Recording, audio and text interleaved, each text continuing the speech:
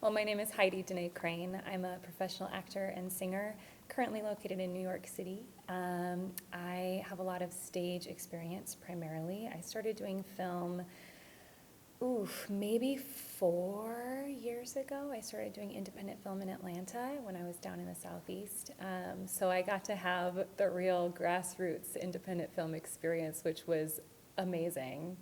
Just to work with people who had more passion than anything else. You got a really fantastic perspective of teamwork and making things happen, which carried over into this project for sure, because it was a new team for me, new production team for me, a new role that I'd never done. I never played a pregnant character before, and that was so interesting just to be wearing that piece and to realize that I couldn't tie my shoes. And, so I got to experience that firsthand, which was so cool. But yes, I came from a theater and musical background. I have a master's of music and voice performance. I thought I would be singing opera for my career, but then other opportunities came up, and I tend to walk through open doors. That's kind of my life motto. So if the door opens, I try to walk through it. And the door opened to me for film. This particular project really was an interesting crossover for me with the audition period. When we did the auditions, we had this fun collaborative trading out experience where everyone got to watch everyone else's work, and I've actually only ever done that for some plays and musicals. I never got to do that for film, and I felt right at home when you started doing that, and I felt like immediately everyone in the room was a team, which is what I look for when I do projects. So it was really fulfilling right from the get-go.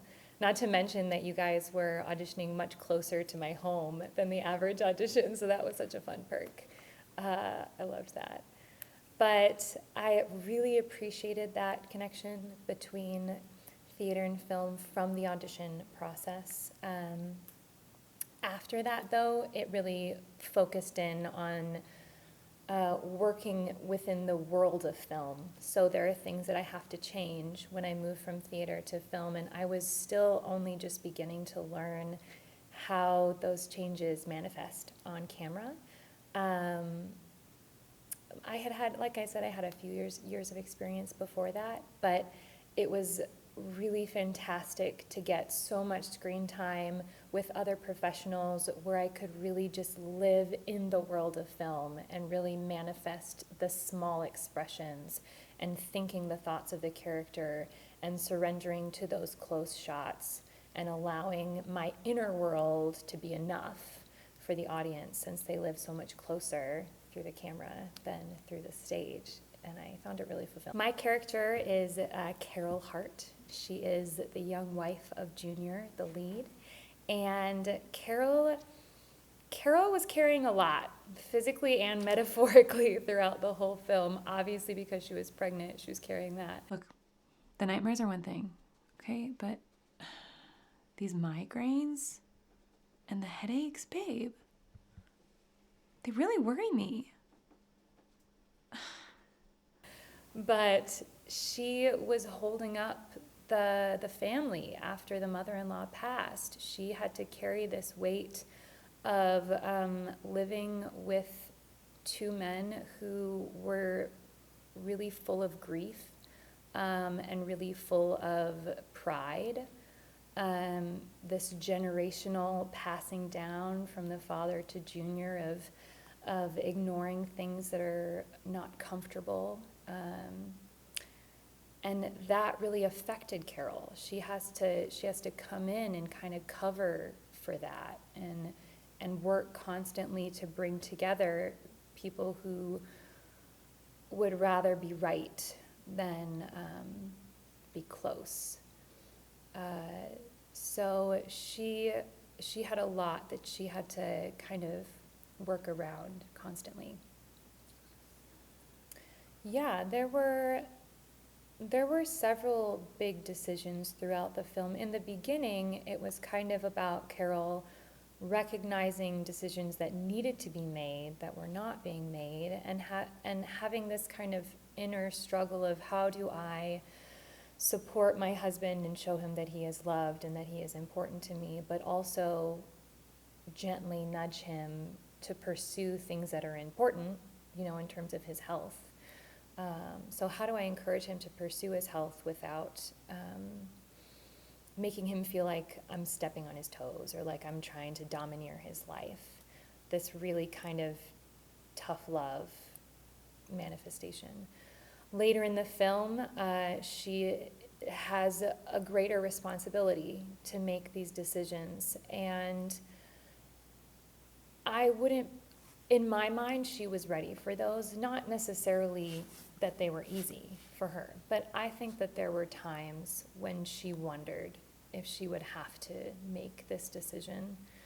So I wondered, as I created her role, I imagined that there was, even if it was an unconscious part of her, that always kind of knew that she might have to step up and do what she thought was right and what she thought was best. How do we know he's even still alive in there? There's no way for us to be sure at this point.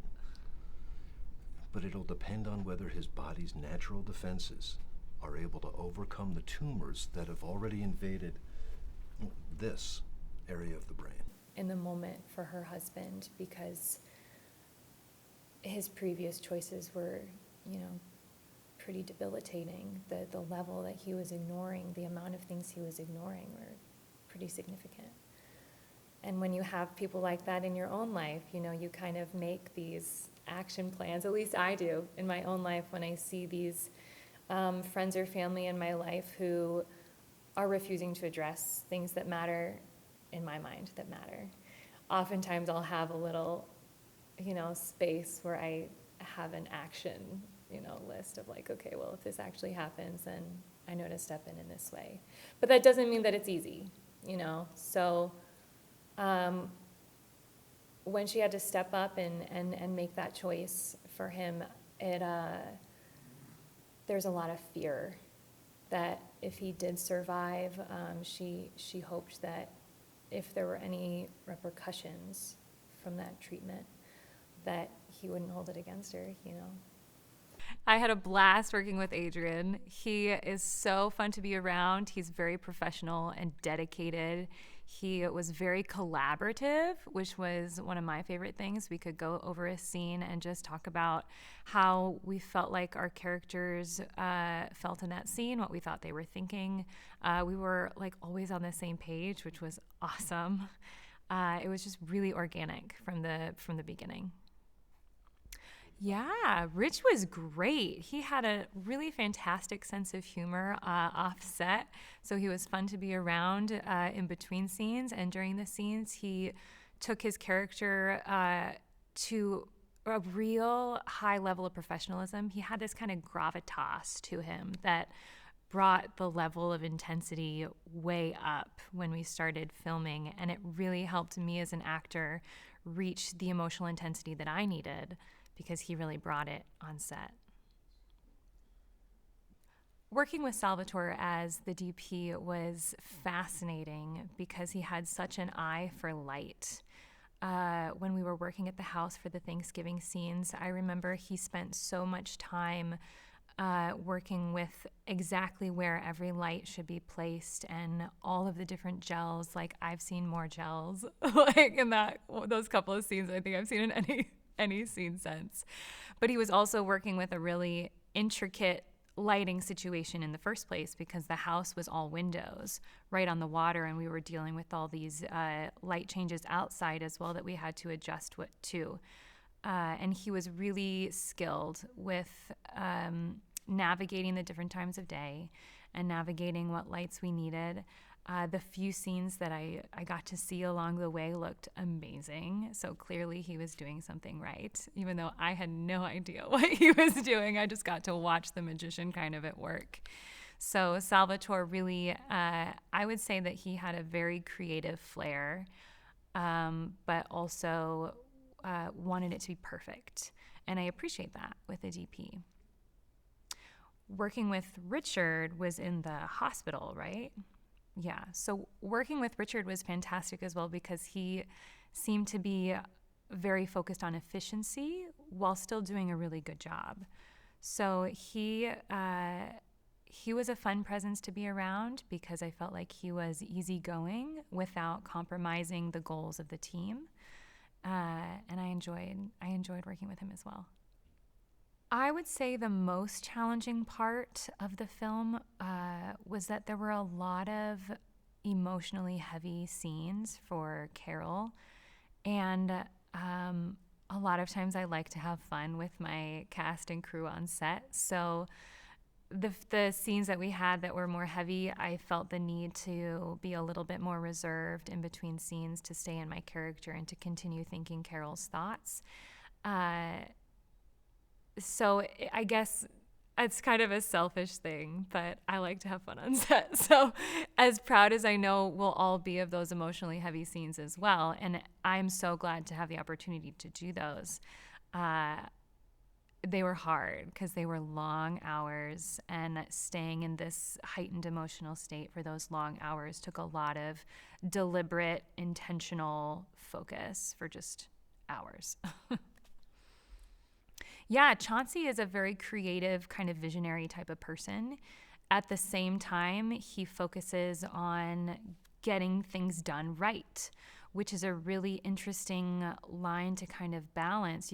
Chauncey had to play multiple roles throughout the course of shooting, really from beginning to end. Chauncey took like a million jobs, probably some that I don't even know happened.